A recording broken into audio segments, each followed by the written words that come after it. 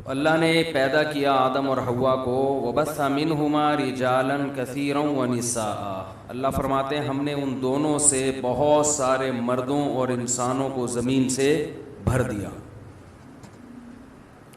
ابھی پھیلنے کا عمل ہوا ہے، پھیلتے جا رہے ہیں، پھیلتے جا رہے ہیں، پھیلتے جا رہے ہیں۔ ایک جگہ زمین پہ آدم اور حوا رہتے تھے اور ان کی نسل پھیلتے پھیلتے پھیلتے پھیلتے پوری دنیا بھر گئی۔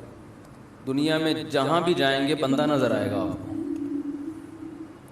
وہ الگ بات ہے وہ بندہ نہیں ہوگا، لیکن انسان ہوگا۔ وہ بندہ تو کہتے ہیں نا انسان کا بچہ، بندہ۔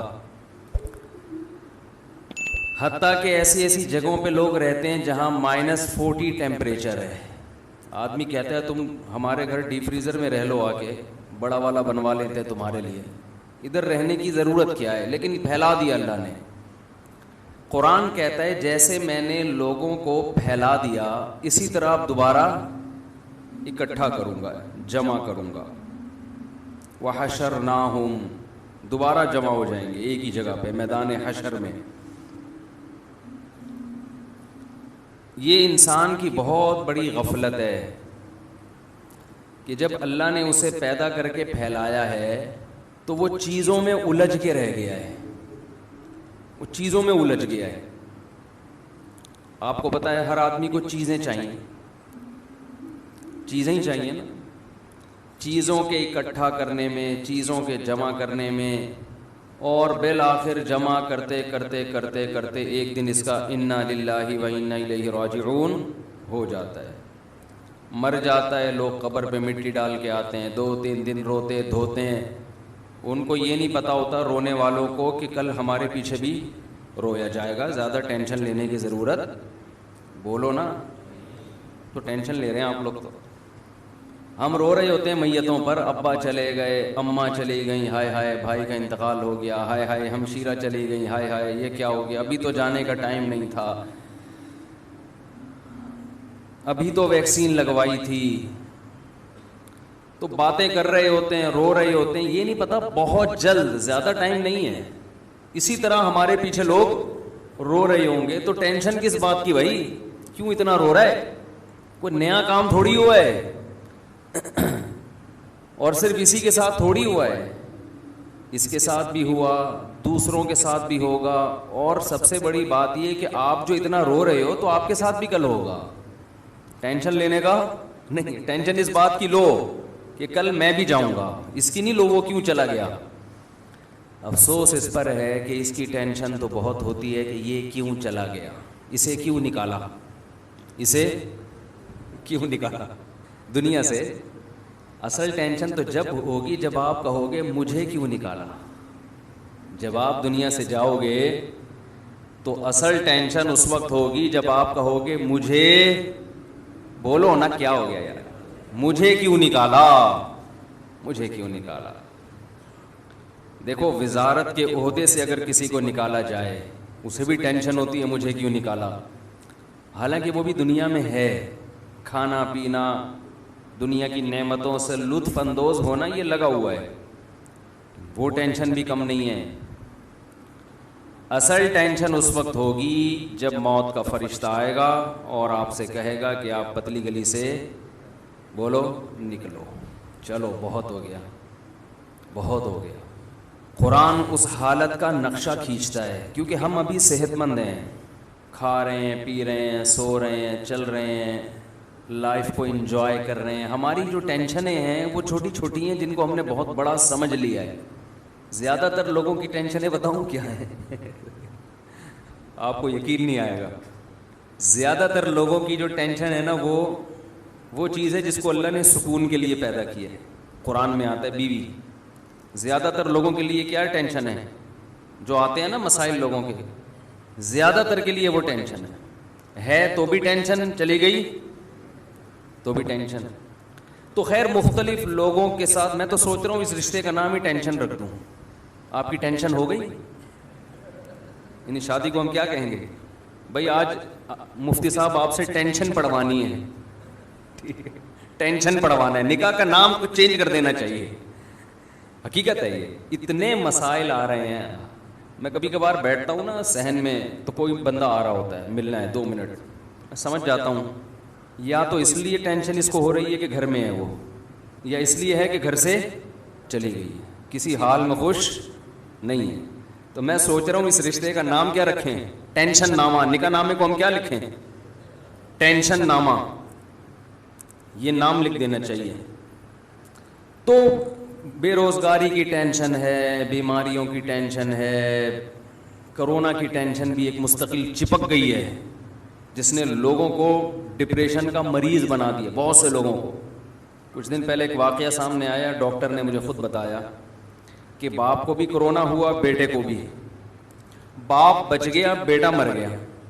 ماں کو بھی ہوا, باپ کو بھی, بیٹے کو بھی. ماں باپ بوڑھے تھے, بچ گئے, بیٹا جوان تھا, مر گیا. ڈاکٹروں نے بتایا کہ یہ ٹینشن سے مرا ہے, اس کو کرونا کی ٹینشن نے کھایا ہے. ٹینشن کی وجہ سے نا اس کی باڈی میں جو ایک سسٹم ہوتا ہے بیماری سے لڑنے کا, وہ سسٹم ختم. اور باپ بوڑھا اور ماں بوڑھی, ان کو ٹینشن نہیں تھی. پرانے لوگ ہیں نا, پرانے لوگوں نے ٹینشنیں کم پالی ہوئی ہیں, ان کو دنیا سے محبت کم.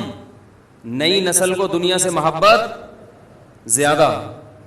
پرانوں میں دین کے کچھ اثرات تھے, حالانکہ ان کو تو ٹینشن زیادہ ہونی چاہیے کہ یار ہم بوڑھے ہیں, ہمارے مرنے کے چانس زیادہ ہیں, لیکن انہوں نے ٹینشن اتنی نہیں لی. انہوں نے کہا بھائی ہمارے ابا بھی مرے, دادا بھی مرے, تو ہم بھی زیادہ زیادہ مر جائیں گے نا, یہی ہوگا. اللہ کرے بچ جائیں تو بچ گئے. عام طور پر ینگ جنریشن کو شوق ہوتا ہے جو عیاشیاں اس نے دیکھی ہیں وہ ان کے بوڑھوں نے نہیں دیکھی. جو لائف کو انجوائے یہ کر رہے ہیں وہ ان کے بوڑھے نہیں کر رہے تھے. ان کو زندہ رہنے کا شوق زیادہ ہے. دیکھو زندہ رہنے کا شوق برا نہیں ہے, یہ ہر ایک کو ہوتا ہے, یہ انسان کی نیچر ہے, فطرت ہے. ہر جاندار چاہتا ہے کہ زندہ رہے. ہم جب سائنس پڑھتے تھے تو ہمارے ٹیچر نے ایک سائنسدان کا نام لے کے بتایا کہ اس کی یہ تھیوری ہے کہ ہر جاندار چاہتا ہے کہ وہ زندہ رہے, یہ اس کی تھیوری ہے. میں نے کہا یہ تو مجھ سے پوچھ لیتے, یہ بات آپ کیا خیال ہے بھائی, مجھ سے پوچھ لیتے. جو جاندار چاہے گا کہ وہ مرے تو اس کی تو نسل ہی باقی نہیں رہے گی, تو سارے مر جائیں گے نا ٹرک کے نیچے آ کے. خیر سائنسدانوں کی تھیوریز ہوتی ہیں بہرحال.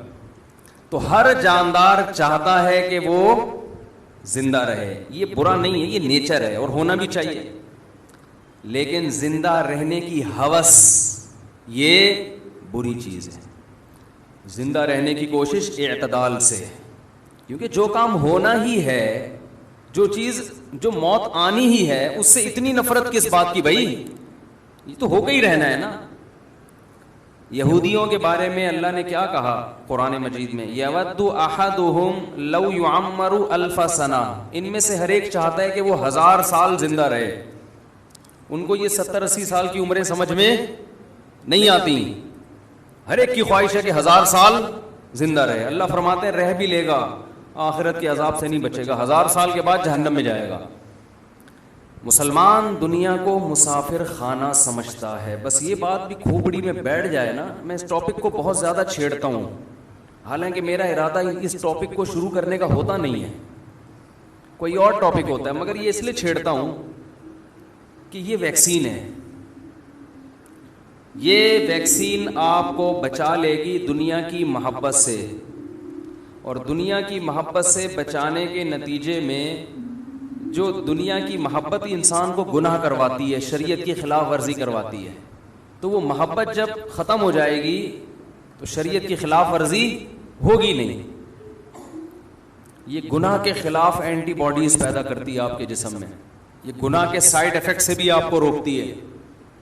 تو اس لیے پھر اسی موضوع کو شروع کر دیتا ہوں کہ پہلے اس مردار کی محبت تو دل سے نکالو بھائی. یہ جو دیوار, اینٹیں اور دولت اور پیسہ اور گاڑی, یہ جو چپکنے والی چیزیں ہیں, ان سے تو اپنی جان چھڑاؤ, اس عذاب سے تو نکلو.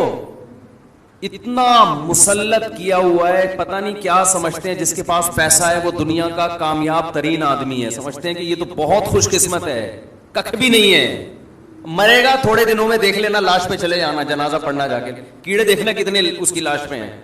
گننا کھڑے ہو کر کے دیکھ رہے ہوتے ہیں, مگر جو اپنے اندر ایک جراثیم ہے نا, جرثومہ ہے دنیا کی محبت کا,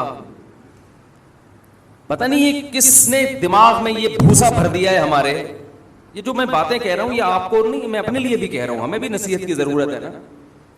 دماغ میں کسی نے یہ بھوسا بھر دیا ہے کہ یہ مرا ہے میں نہیں مروں گا. آپ کہہ سکتے ہو نہیں بھائی ایسا کوئی بھوسا نہیں ہے, ہمیں پتا ہے کہ ہم بھی مریں گے. نہیں پتا بھائی, یہی تو بڑا فالٹ ہے. یہ زبان پہ رکھا ہوا جملہ ہے کہ میں مروں گا, یہ دل کے اندر نہیں ہے.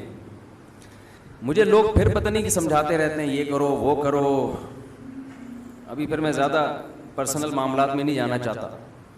یہ جو میں نے ہری پگڑی میں شادی کا قصہ سنایا ہے نا, جو میرا کلپ بڑا مشہور ہوا ہے, یہ میں نے دل پہ پتھر رکھ کے سنایا ہے.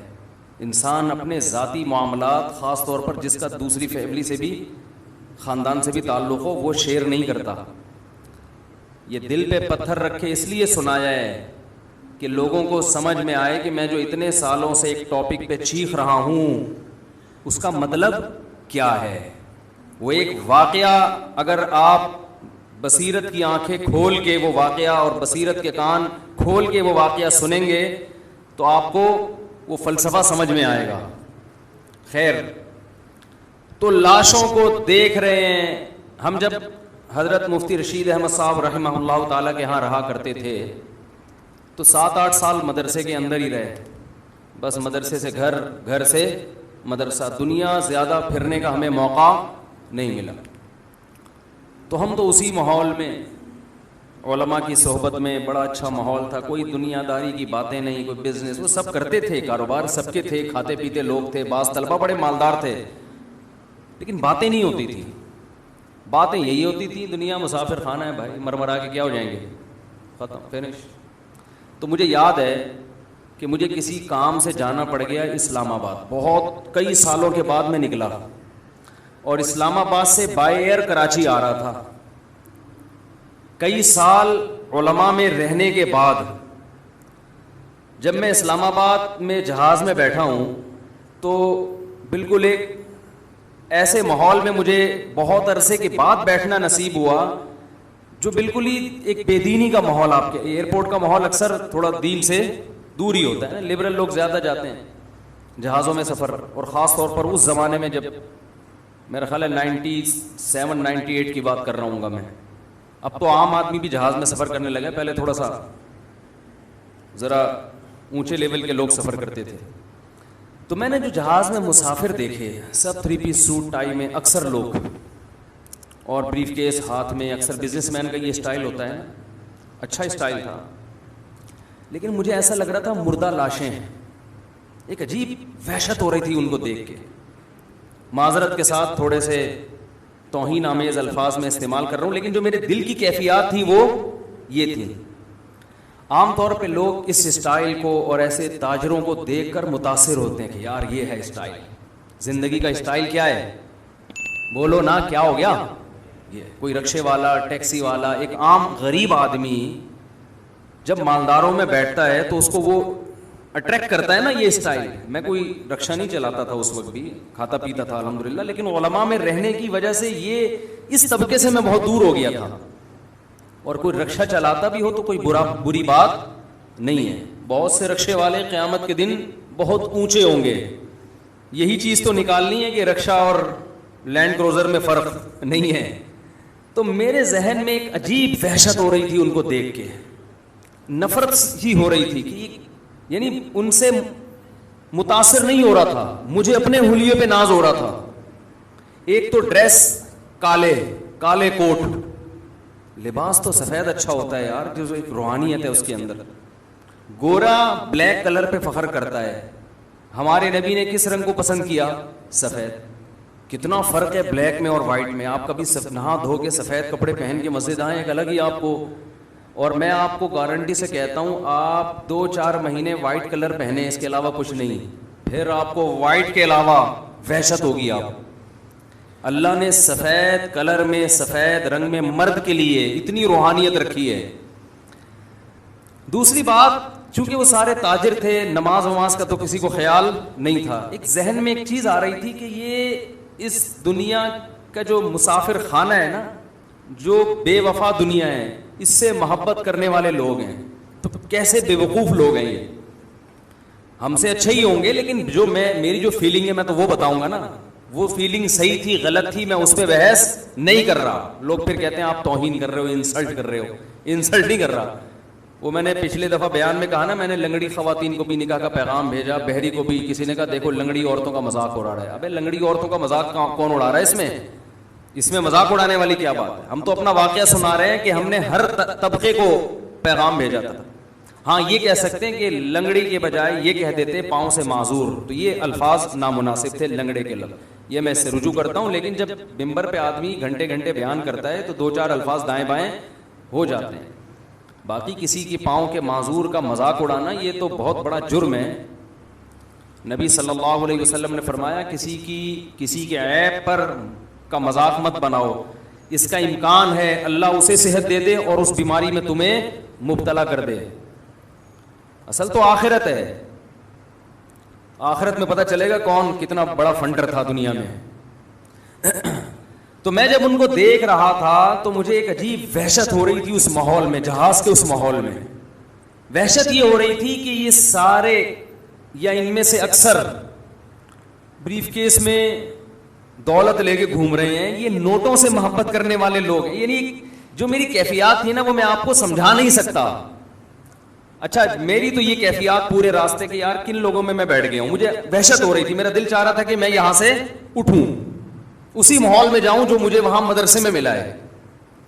میری یہ فیلنگ تھی جس کی وجہ مجھے سمجھ میں نہیں آ رہی تھی. بات آئی گئی ہو گئی, اتفاق سے ہمارے حضرت مفتی رشید احمد صاحب کا سفر ہوا, امریکہ گئے یا پتہ نہیں کہاں جانا ہوا ان کا. بیان کے بعد انہوں نے کہا بہت دنوں کے بعد نکلا ہوں میں. عجیب عجیب لوگ دیکھ کے مجھے کیا ہو رہی تھی, وحشت. پھر فرمایا جب میں یہاں آیا ہوں طلبہ کو دیکھا ہے, ماشاءاللہ ان کے چہروں پہ داڑیاں, چہروں پہ رونق, نماز کے نشان. فرمایا کہ عجیب روحانی سکون مل رہا ہے. تو میری جو کیفیت تھی مجھے خیال ہوا کہ یہ ہمارے شیخ کی وہی کیفیت. اس سے پتہ چلتا ہے کہ اہل اللہ کی صحبت کتنی اہم چیز ہے. بہت سی چیزیں جو کتابوں سے انسان نہیں سمجھ پاتا, بیانات سے نہیں سمجھ پاتا, وہ انسان اہل اللہ کی صحبت میں رہ کے سیکھتا ہے. آپ کے دل کی کیفیات بدلتی ہیں. اب آپ کہہ سکتے ہو اس میں وہ کون سا ہو گئی, نہا دھو کے نہیں بیٹھے ہوئے تھے کیا, بدبو آ رہی تھی کیا ان کے جسم سے جہاز میں, جو مفتی صاحب کو وحشت ہو رہی تھی؟ کیا ہو گیا بھائی؟ آپ کہہ سکتے ہیں کہ اسلام آباد سے جب ہم چڑھے جہاز میں اور وہ سارے کوٹ ٹائی والے تاجر بیٹھے ہوئے تھے, اور ان میں ایک آدھ اچھے بھی ہوں گے, نمازی بھی ہوں گے, اکثر تو بیچارے بے نمازی دنیا دار قسم کے لوگ تھے, تو کیا ان سے کیا بدبو آ رہی تھی جو آپ کو اتنی وحشت ہو رہی ہے؟ یہ روحانی بدبو ہوتی ہے, یہ جسمانی بدبو بولو نہیں, یہ روحانی بدبو ہے. یہ روحانیت پیدا ہوتی ہے اہل اللہ کی صحبت میں, اللہ والوں کی صحبت میں وقت گزار کے. ہمیں یاد ہے ہم بچپن میں جب بنوری ٹاؤن جایا کرتے تھے, ایسا لگتا تھا ایک نور برس رہا ہے آسمان. ہم تو یونیورسٹی کالج کے ماحول میں رہنے والے. ارے ہم اسکول سے نکلتے تھے, گھر سے نکلتے تھے, بیگ لٹکا کے اسکول جاتے تھے, ایک نمبر کے شرارتی, اللہ معاف فرمائے. اسکول پہنچتے پہنچتے اڑنگیاں دینا ایک دوسرے کو. اسکول بھی ہمارا قریب نہیں تھا. اب تو بچے گھر سے نکلے وین میں بیٹھے, مائیں لپائی پتائی کر کے ان کو ڈسٹمبر سے وہ ہر طرح سے تیار کر کے دھکا دیا گاڑی میں, وہاں اسکول میں اترے, وہاں ان کو ٹیچر نے ریسیو کیا بڑی تمیز کے ساتھ, آئیے بیٹھیے تشریف رکھیے, بڑی عزت ان کی, باپ سمجھ کے ان کو گھر میں پالا جا رہا ہوتا ہے. پھر وہاں ڈانٹنا نہیں ہے, مارنا تو سوال ہے, ڈانٹنا بھی نہیں ہے. بچے کی رسپیکٹ مجروح ہوتی ہے, اس سے سیلف رسپیکٹ پہ اثر پڑتا ہے. ایکچولی بچے کی مینٹل گروتھ نہیں ہو پاتی, ایک نمبر کا فرعون متکبر بنتا ہے وہ. کبھی کبھار چلتے پھرتے ویسے ہی ہلکا پھلکا بچے کو ایک آدھ چماٹ, زیادہ نہیں, زور سے نہیں, کبھی کبھار. زیادہ کرو گے تو بد اخلاقی ہے یہ. وہ پوچھے کیوں مارا, کہہ رہے یہ بتانے کے لیے کہ میں باپ ہوں. ایسا نہ ہو تھوڑے دنوں میں وہ اپنے آپ کو باپ سمجھنے لگتا ہے. یہ ہو رہا ہے. کل میں جی ٹی وی پہ انٹرویو دے رہا تھا تو کسی لبرل نے یہ کہا کہ آج کل ماں باپ بچوں کے حقوق ادا نہیں, کھلا نہیں رہے ان کو, ان پہ خرچ نہیں کر رہے. یہ پتہ نہیں کون سی دنیا میں رہتے ہیں. لاکھوں میں ایک والدین ایسے ہوتے ہیں جو بچوں پہ خرچ نہیں کرتے. 99% والدین بچوں پہ ان کی ضرورت سے زیادہ خرچ کر رہے ہو, سب کچھ لٹا کے کھلا رہے ہوتے ہیں. یہ پتہ نہیں کون سی دنیا میں یہ لبرل لوگ رہتے ہیں, پھینکنے کے لیے بیٹھے ہوئے ٹی وی میں, پھینکتے رہو بس بیٹھ کے, اپنے معاشرے کو بس نیگیٹو کر کے دکھاؤ کہ ہم گندے ہیں. اور بھائی ہمارے یہاں اولاد پہ باپ اتنا خرچ کرتا ہے کہ آپ کی گورا تو ایک کمبخت ایک ڈھیلا خرچ نہیں کرتا اپنے اولاد پہ, وہ بچوں کے بڑے حقوق ہیں وہاں پہ. اور ہمارے ہاں باپ آدھا ہو جاتا ہے, بال گر جاتے ہیں اس کے سر کے, بچوں کے اسکول کی فیسیں, بچوں کو جو کہے گا کمبخت وہ کھلائے گا اس کو. جیم سے کھانی ہے ڈبل روٹی, جیم بھی رکھا ہوگا فریج میں, انڈا کھانا ہے, انڈا بھی پڑا ہوگا. آج کا بچہ, باپ میں یہ مجال نہیں ہے کہ بچے کو انڈا کھانا ہے اور باپ کہنی تو جیم سے روٹی کھائے گا. وہ پرانا زمانہ تھا ونس اپون اے ٹائم کہ جو پکائے کھا, تیری مرضی کا نہیں. ہمارا اللہ کا شکر ہے مالی حالات بہت اچھے تھے, لیکن ہماری ماں نے ہمیں اپنی مرضی کا کھلایا ہے, ہماری مرضی کا نہیں. مجھے اپنی والدہ کا وہ چمٹا یاد آتا ہے, گرم چمٹا, جب روٹی پکاتی تھی نا تو وہ, اب آلو کی بھجیا پکی ہوئی ہے بالفرض, مولی کی بھجیا پکی ہوئی ہے, ہمیں تو اچھی نہیں لگتی تھی مولی کی بھجیا, بنی ہوئی ہے تو ہم بیٹھے ہوئے, نہیں کھایا جا رہا, ہم سے دل ہی نہیں چاہ رہا کھانے کا, وہ انڈے والا برگر منگوا دو. ٹھیک ہے, نہیں. مجھے یاد ہے ہماری والدہ چمٹا گرم گرم نا ہماری طرف کرتی تھی, یہ لگاؤں گی کھاؤ اس کو بیٹھ کے, تمہارے باپ کو بھی یہی کھانا ہے. صحیح ہے نا. تو خیر کیا بات چل رہی تھی, کدھر چلا گیا. تو بات کیا کر رہا تھا میں, وہ سارا دماغ ہی کہیں اور چلا گیا یار. وہ بچوں کو بٹھاتے ہیں اسکول میں, آپ دیکھو نا ایسے لپائی پتائی ہو رہی ہے ان کی, پھر کمبختوں کو پڑھا کیا رہے ہیں, پڑھا تو ڈھنگ, ان کو سیب دیا ہوا ہے اس میں یلو کلر کرو, یہ ایجوکیشن جس کے ہم 6-6 ہزار روپے اسکولوں میں سیب میں رنگ بھرنے کے لیے, فضول قسم کی ٹائم ویسٹنگ. 2-4 انگلش میں نظمیں سکھا دیتے ہیں تو ماں باپ کو چونکہ وہ بھی نہیں آتی تو ماں باپ سمجھتے ہیں بچہ فل ایجوکیٹڈ ماشاء اللہ, بہت ہائی لیول کی تعلیم حاصل کر رہا ہے. Twinkle twinkle little star how I wonder what you are, وہ پتہ نہیں کیا نظم تھی. کیونکہ ماں باپ کو یہ بھی نہیں آتی تو وہ سمجھتے ہیں بچہ بہت گرو کر رہا ہے ماشاء اللہ. یوں قتل سے بچوں کے ہوتا نہ وہ بدنام. فرعون کے بارے میں اکبر الہ آبادی نے یہ شعر کہا تھا, فرعون نے بڑا جرم کیا, بدنام ہو گیا کہ بنی اسرائیل کے بچوں کو قتل کرنا شروع کر دیا اس نے, بدنام ہو گیا قیامت تک کے لیے. ارے تو نے نسل تباہ کرنی تھی, اسکول کھول دیتا, اسکول کھول دیتا یار. بنی اسرائیل کے بچے اس میں جاتے, تعریف بھی کرتے کہ فری پہ تعلیم, فرعون نے ہمارے لیے فری ایجوکیشن کا انتظام کیا ہے. اس کے بعد ان کو کلر کے ڈبے پکڑا دیتا, یلو کلر, کیلے میں کیا رنگ بھرو, پیلا, یلو ڈے مناؤ, پھر ریڈ ڈے مناؤ. بنی اسرائیل اسی میں الجھ کے رہ جاتی. وہ یہ بھول جاتے کہ ہم پیغمبر کی اولادیں ہیں, اللہ نے ہمیں دنیا پہ حکومت کرنے کے لیے پیدا کیا ہے, دنیا کی باغ ڈور, دنیا کی تقدیریں, دنیا کی نبض ہمارے ہاتھ میں ہونی چاہیے, اور یہ فرعون ہم پہ مسلط ہے. یہ سب بھول جاتے, وہ کماؤ پوت بنتے. پھر جناب وہ B.Com کرنے کے بعد, MA ماسٹر کرنے کے بعد وہ نکلتے اور فرعون کی کسی کمپنی میں جاب کر رہے ہوتے اور 1.5 لاکھ روپے تنخواہ لے کے گھر آ رہے ہوتے. کہتے ہیں یہ ہوتا ہے ایبلٹی, قابلیت, اٹ از کالڈ قابلیت. انگلش میں کہتے تو اور لوگ سمجھتے پڑھے لکھے ہو گئے. اس لیے اکبر الہ آبادی نے اس وقت کے اسکولوں کو دیکھ کے کہہ دیا تھا کہ یوں قتل سے بچوں کے ہوتا نہ وہ بدنام, افسوس کے فرعون کو کالج کی نہ سوجی. کالج بنا لیتا, اسکول بنا لیتا, سانپ بھی مر جاتا اور لاٹھی بھی نہ ٹوٹتی. خیر وہ بچہ پھر شام کو گھر آتا ہے, ماں تو ماں ہوتی ہے, وہ انتظار میں بیٹھی ہوئی ہوتی ہے, اس کی مرضی کا اس کو کھلایا جائے گا. خیر وہ ابھی جو کچھ ہو رہا ہے اس پہ وہ پھر موضوع سے ہٹ جائے گی بات. ہم جب اسکول جایا کرتے تھے تو اڑنگیاں دیتے ہوئے, یہ پروٹوکول ہمیں نہیں ملتا تھا. والدہ صبح ناشتہ بنا کے دیتی تھی اپنی مرضی کا, ہماری مرضی کا نہیں, کھاؤ. اور پراٹھے ہوتے تھے, وہ ڈبل روٹیاں نہیں ہوتی تھی اکثر, پراٹھے. بھائی پراٹھا کھا کے جاؤ گے تو پراٹھے کی طرح چلو گے. پھر ہم چلتے بھی کس طرح تھے, لگتا تھا پراٹھا کھا کے نکلا ہے گھر سے. ہی پراٹھے کی طاقت ہی الگ ہے, بچوں کے لیے تو بہت ضروری ہے. اسکول ہمارا بہت دور تھا گھر سے, اور اتنا موٹا بیگ کمر پہ لٹکا کے بہت دور پیدل چلتے, سارے محلے کے لڑکے اکٹھے جا رہے ہوتے, پھر راستے میں شرارتیں الگ ہوتی تھیں. چلتے ہوئے کہ شوز پہ آپ تھوڑا سا پاؤں رکھیں, وہ شوز کیا ہو جاتا ہے, اتر جاتا. کس نے اتارا؟ اس نے اتارا ہے. پٹا اڑنگیاں دے رہے ہیں, اس میں لیٹ ہو جاتے تھے.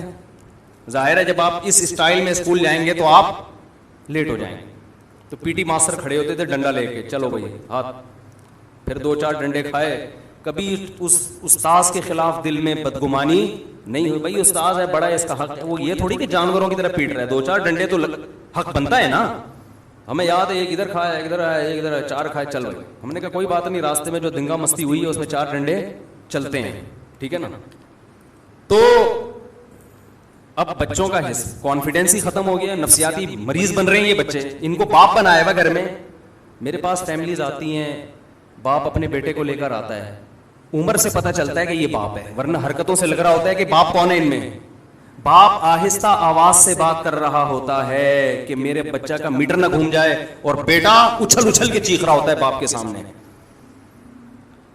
یہ ہو رہا ہے مارکیٹ میں. تو تم جن کو جن رہے ہو نا, یہ تم اپنے باپوں کو پیدا کر رہے ہو, اپنی اولادوں کو پیدا نہیں کر رہے. تو ان کو شروع سے ہی تھوڑا سا, میں یہ نہیں کہہ رہا ظلم کرو, بد اخلاقی کرو, محبت بھرپور دو, لیکن ٹائٹ کر کے بھی رکھو, کھینچ کے رکھو تھوڑا سا.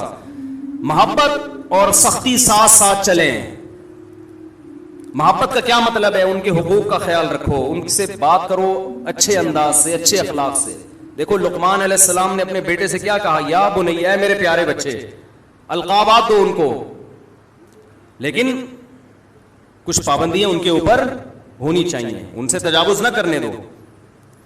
ہر خواہش اگر ان کی پوری کرو گے, وہ تو ایک صاحب نے مجھے کہا میں اپنے بچے کو لے جاتا ہوں دکان پہ اور کہتا ہوں جو چاہیے میں تجھے دلاؤں گا, وہ اتنا ہی شاپنگ کرتا ہے. میں نے کہا یہ کل چور بن سکتا ہے, ڈاکو بن سکتا ہے. اس کی ساری خواہشات پوری کرو گے تو کل جب کوئی خواہش پوری نہیں ہوگی تو یہ بندوق اٹھانے پر مجبور ہوگا. اسلام میں روزے کا حکم ہے تاکہ خواہشات کو کنٹرول کرنا ہم سیکھیں.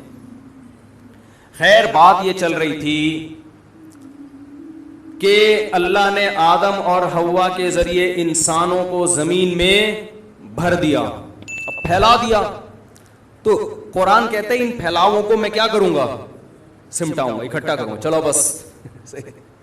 تو اکٹھا کرنے کا کی جو پہلی سیڑھی ہے وہ ہے پتلی گلی. نکلو, کھاتے پیتے گھر بناتے انسان ایک خاص مقام تک پہنچتا ہے, اس کے بعد موت کا پروانہ آ کے اسے قبر کے گڑھے میں اتار دیتا ہے. احمق اور بے وقوف آدمی دوسروں کی لاشیں دیکھ کر, دوسروں کے میتیں اور جنازے دیکھ کے یہ سمجھتا ہے کہ یہ مرا ہے, میں نہیں مروں. وہ اوپر اوپر سے تو بول رہا ہوتا ہے, لیکن اس کا عمل بتا رہا ہے, اس کا رہن سہن کا طریقہ بتا رہا ہے کہ اس کا مرنے کا کوئی پروگرام نہیں ہے. میں وہ جہاز کا قصہ ذرا مکمل کر دوں کہ وہ جو مجھے وحشت ہو رہی تھی نا.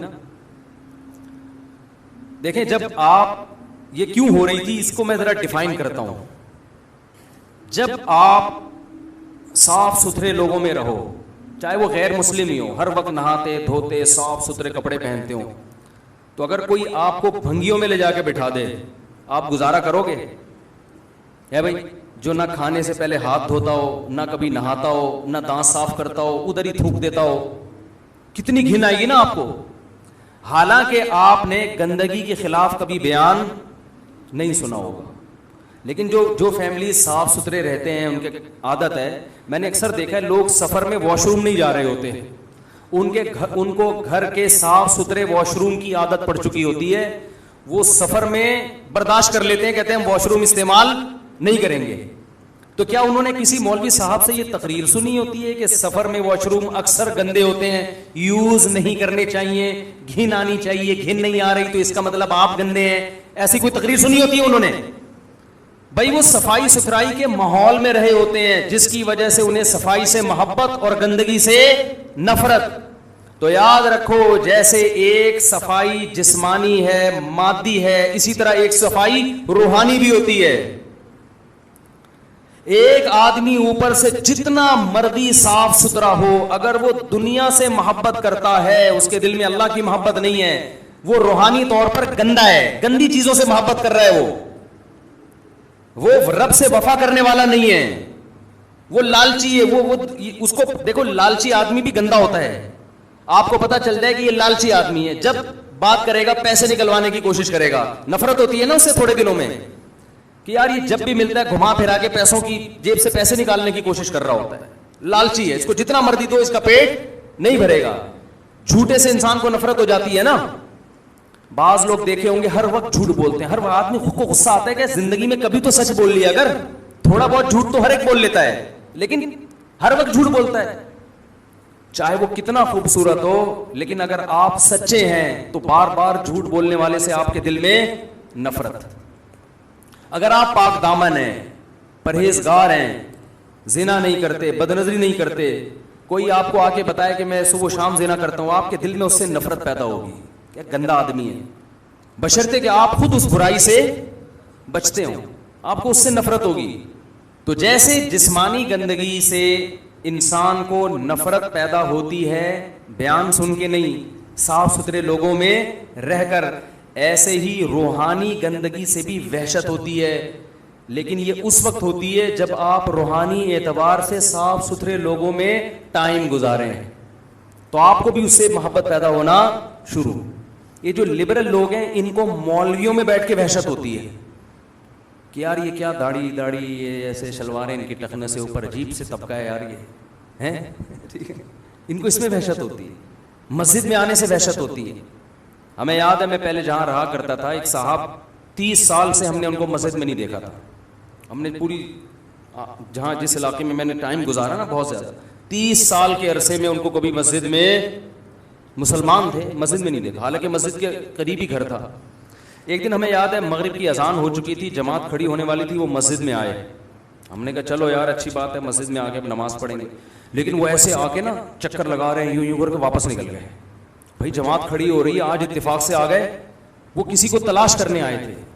لیکن ان کی چہرے پہ جو وحشت تھی نا مسجد میں آنے کے بعد, اس وحشت سے لگ رہا تھا کہ ایسا لگ رہا ہے جیسے جیل میں آ گئے.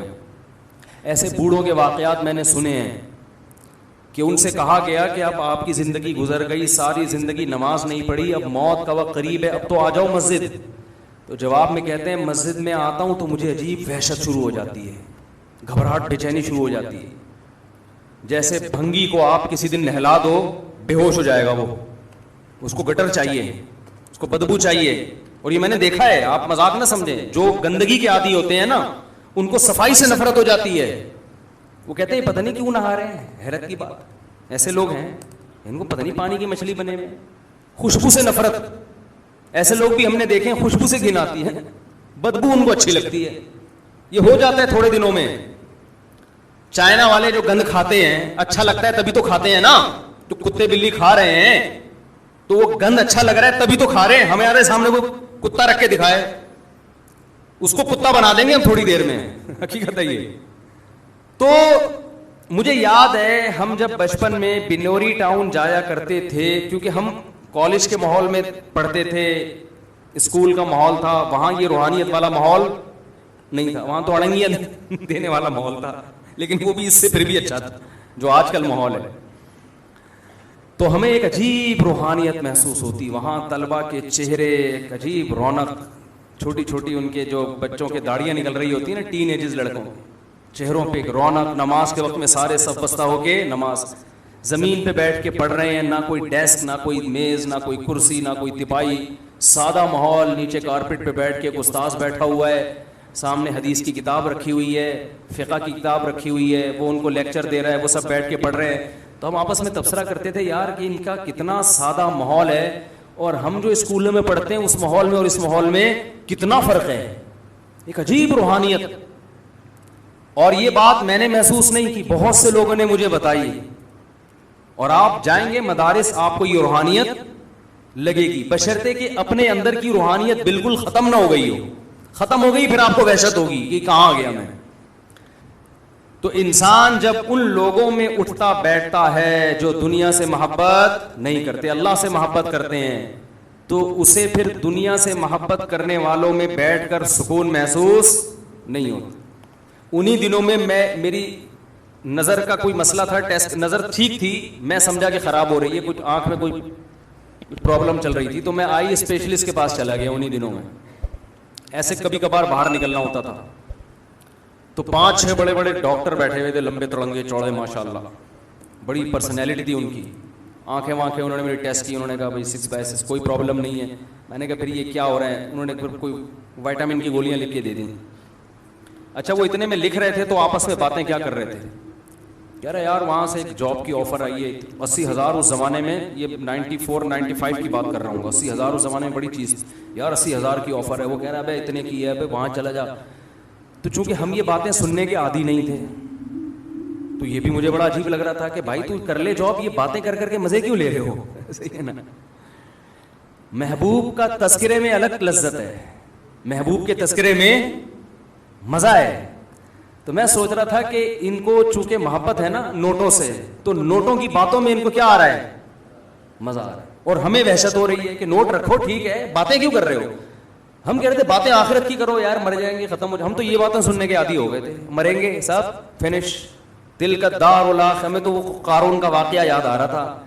قارون نوٹوں کی بارات لے کے نکلا تو قرآن کہتا ہے قال الذین یریدون الحیات الدنیا, جو دنیا پرست لوگ ہیں قارون کو دیکھ کے کہنے لگے یا لیت لنا مثل ما اوتی قارون, ہائے کاش یہ پروٹوکول ہمیں بھی ملتا. دولت دیکھو یار, اور ہماری حالت دیکھو, گدھے پہ بیٹھ کے ہم گھوم رہے ہیں.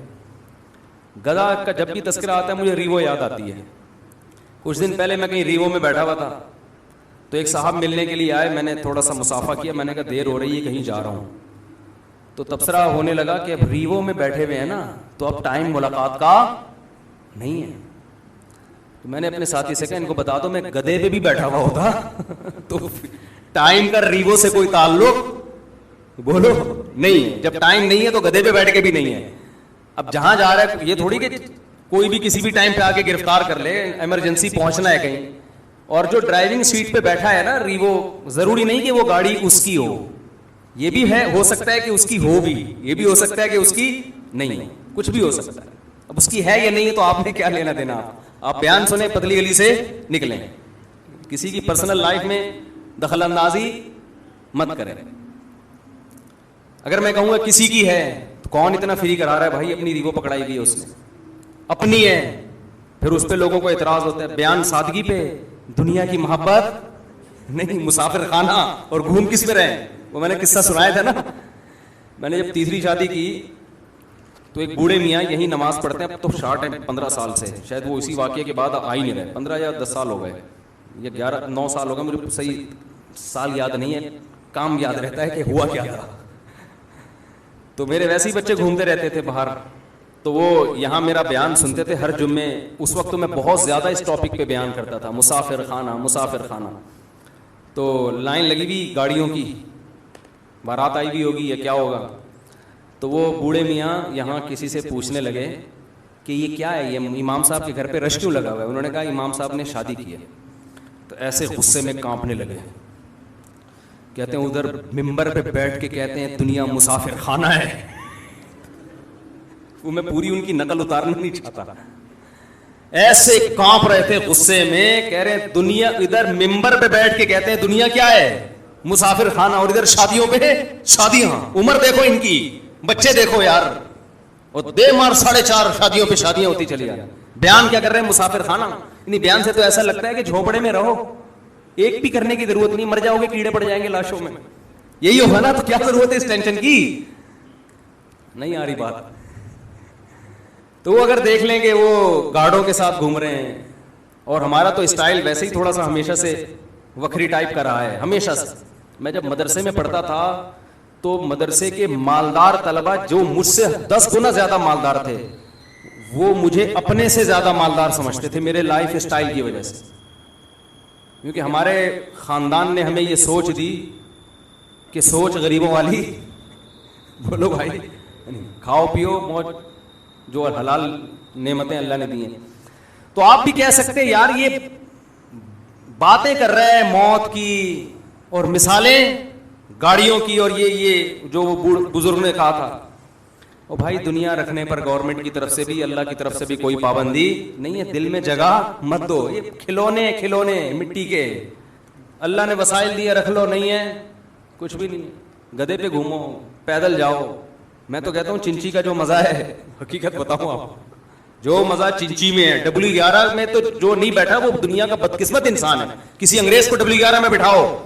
یہ مزدائیں تو ختم ہو رہی ہیں چنچیوں کی وجہ سے. یہ غلط ہو رہا ہے. مزدہ تو ہمارے کراچی کا کلچر ہے یار. مزدہ اس کو ختم نہیں ہونا چاہیے. ہم نے بچپن میں بہت مزداؤں میں سفر کیا. بڑا اپنا ہی اس کا مزہ ہے بھائی. وہ جب نہیں چلاتا نا, حقیقت جب گرمی ہو, پسینے چھوٹ رہے ہوں اور وہ نہیں چلا رہا ہو, اور پیچھے سے لوگ آوازیں کستے ہیں, ابے اس کو نیمبو چٹا, ایسی ایسی آوازیں ہم نے سنی ہیں. ابے اس کو نیمبو چٹا, یہ نہیں چلے گا ورنہ. اور وہ بھی ایسا ڈھیٹ, بس تھوڑا سا ہلکا سا ایکسیلیٹر دے گا پھر کھڑا ہو جائے گا. اس سے جو اعصابی قوت پیدا ہوتی ہے, آپ کشتے کھا لو, آپ کے اعصاب میں وہ طاقت پیدا نہیں ہوگی. برداشت, حقیقت بتا رہا ہوں آپ کو. تو اس کا اپنا مزہ ہے بھائی. ریڑیوں پہ ہم نے لوگوں کو سوتے ہوئے دیکھا ہے یار. ٹماٹر بیچ رہے ہیں, ختم ہو گیا, وہیں ریڑی پہ سو گئے. کیسے مزے کی زندگی ہے. دنیا سے دل مت لگاؤ, اللہ دولت میں بھی سکون دے گا, غربت میں بھی. اور اگر دنیا سے دل لگایا نا تو کروڑ پتی بھی بن جاؤ گے تو سکون نہیں ملے گا. بار بار روزانہ اب مسافر خانہ, اب سب دھرا رہ جائے گا. پیسہ کماؤ, باتیں نہ کرو زیادہ. ہر وقت وہی سوچ, صبح اٹھتا ہے وہی, شام کو وہی سوچ کے سوتا ہے, پھر صبح اٹھتا ہے وہی سوچ. مرے گا ایک دن, قبر میں اترے گا, بولے گا یار کہ اس چیز میں ٹائم برباد کر کے آ گیا.